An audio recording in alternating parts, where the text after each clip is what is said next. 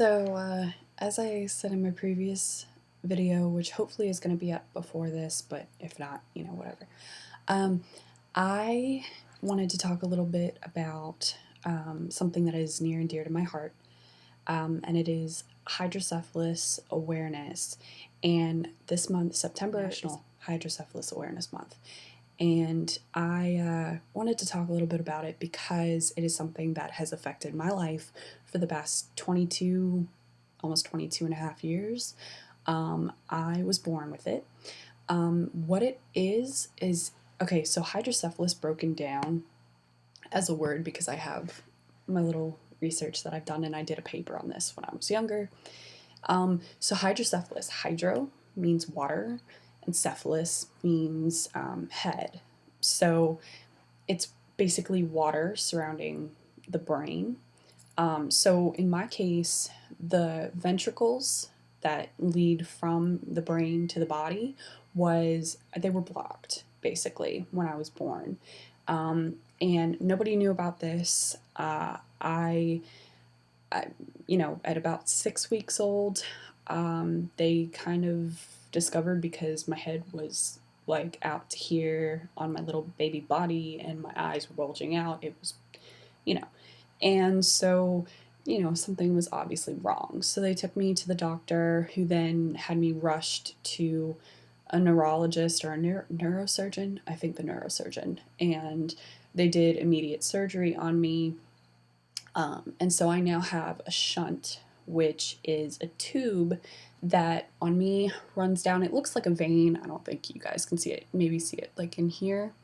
It runs from my head. I have a scar up here where it goes in, and it runs down my neck, down my entire body, and I have a spot in my stomach with a big incision where all the rest of the coil is, and basically I pee out the fluid, I guess. That's what I'm told. So that's how it is for me. I think I've had about 3 or 4 surgeries to replace it because I was also allergic to my shunt. I think about twice. So the material that they used in the hospital I was allergic to. I don't know what it was. You can ask my mom. I have no idea. But it's basically a certain type of plastic, and I guess I was allergic to it. So they immediately had to take it out and replace it. So the last revision that I had on it, because that was my baby shunt, so it was a lot shorter. I had it revised when I was 10. So that was 12 years ago. And I'm fine. I have no issues with it. So that's a little bit about my backstory on it. But basically, yeah, I mean, it's basically the cerebral spinal fluid that surrounds your brain gets trapped. The ventricles are what allows that fluid to freely flow and, leave your head. And so basically that's what happened, was those ventricles get blocked and the fluid stays there and it builds up. So, it's very common. It's become a lot more common. And the thing about it is that, yes, I got it when I was a baby. So clearly, they don't even know what caused it with me. They believe, I'm adopted, so they believe that my birth mother was very young. She was 13, very young. And they believe that maybe she got some sort of infection when she was pregnant. She didn't tell her parents that she was even pregnant until she was 7 months along. So there could have been really something wrong. There could have been infections that they didn't know about until later. I don't think they even knew at all. It could have gone away, affected me, and stuck with me. And they didn't even know. So, it can happen when you're a baby. There's also a lot of cases where you can get it at any time in your life. It's very common in young children and in the elderly, because later on, you know, your ventricles could get clogged or anything like that. So it can happen at any time to anybody.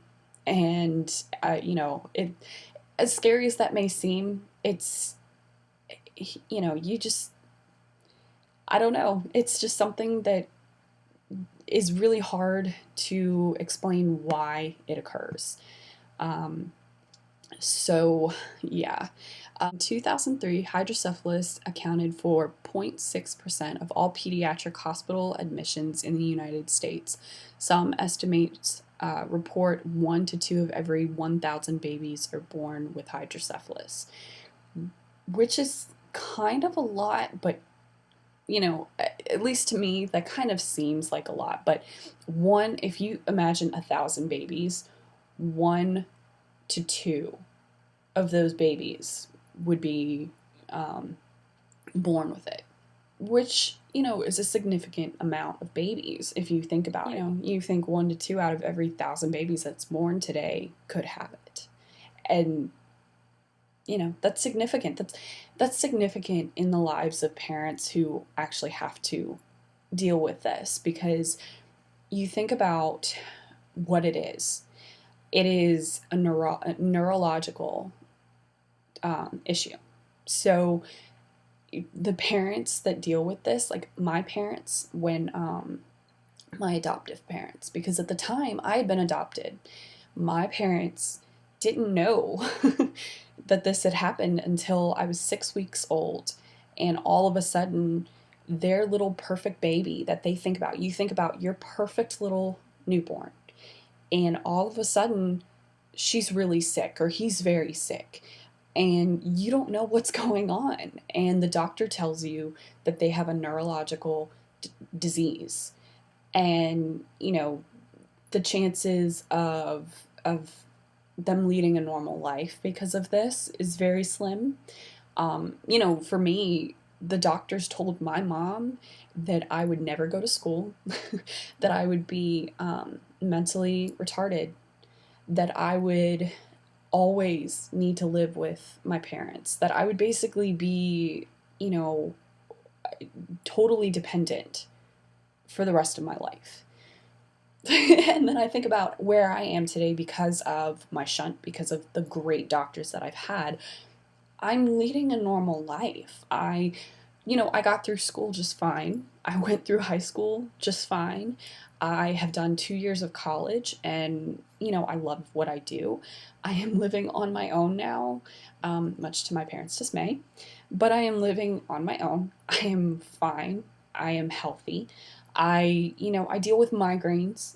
I deal with everything that does come with it, but I am normal. So, but you think these parents with the children that have a little more severe of a case than I was, and I was pretty severe at the time, but for a child who really doesn't pull through like I did, and who does have to be dependent on the parents for the rest of their lives, that is devastating. I read an article, and I want to find it, when I was studying early childhood, of basically a family, a mother who talks about finding out that the baby that she gave birth to has Down syndrome. And I know this is this is totally off topic from it, but it's very similar, where the article, I believe, is Welcome to Holland. And basically what she talks about is she compares a trip to Paris to having a baby. And basically it's that, you take this trip and you are so excited. You read all the books about, what Paris is like, and what you're so excited to learn, and what you're excited to see. And it's a lot like being pregnant. You read all the books, what to expect and all of that. And you see these moms with these beautiful babies, and you're so excited to have your beautiful baby. And, all of a sudden, like taking a trip to Paris, all of a sudden the flight attendant says, "Welcome to Holland."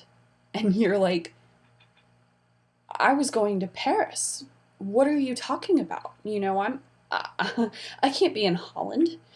And it's a lot like the doctor looking at you and your husband, your partner, you know, whoever, and says, your child has Down syndrome, or your child has hydrocephalus in this case. Um, all of a sudden, you think, what? You know, I planned for this perfect child, this healthy, beautiful child. And all of a sudden, you have to learn about this new disease or this whole new place, you know, and you have to read all the books about it and do all the research again and everything like that. And everything changes. But you know what? Holland is, it's different, but you will learn to adapt and you will learn to, you know, you will learn the area. Just like with a child, you will learn. You will learn how to care for this child because of what has happened. You will learn the greatness in, you know, I've met so many children with Down syndrome who are just amazing children. I've met other people with hydrocephalus who are amazing people. You know, just because you have this disease or your child has this disease doesn't mean it's the end of the world. You will love that child. You know, no matter what, you know, you will do anything to make sure that that child gets exactly what he or she needs. So, you know, when I read this article at school, I thought about hydrocephalus. I thought about how my parents were when they found out that I was not healthy, not, you know, not as healthy as they were hoping, and, you know, things like that. And considering the circumstances of my mother, of my birth mother, and, you know, how young she was and things like that, and how she didn't tell her parents that she was even pregnant. So she could have developed, you know, an infection. You know, who knows? But, you know, you work with it, you live with it, you do what you can. In my case, it was surgeries, it was a lot of hospital visits. And again, like my video before, I know I'm rambling, but this is a very, you know, near and dear to my heart, obviously, topic. And because it is National Hydrocephalus Awareness Month, I do want to take the time to actually talk about it. I know it's not weight loss. I know it's, you know, it's different, but it's health. It's about the health of a lot of people in this country and other countries. You know, it's a very serious condition. It's not a joke, and it's serious. So yeah. If you all have any questions about it, about me, about what I went through, because I do remember a little bit, not back obviously when I was 6 weeks old, but I do remember, you know, the recovery and things like that, and it, you know, stuff like that from when I was older, because I was in the hospital for about the first 3 years of my life, in and out.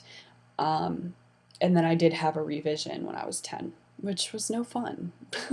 What 10-year-old in the middle of summer between fourth and fifth grade wants to have major brain surgery? You know, it was no fun. So yeah, if you guys have any questions on it, feel free to comment below, and make sure you subscribe and like this video, and I will talk to y'all later. Bye.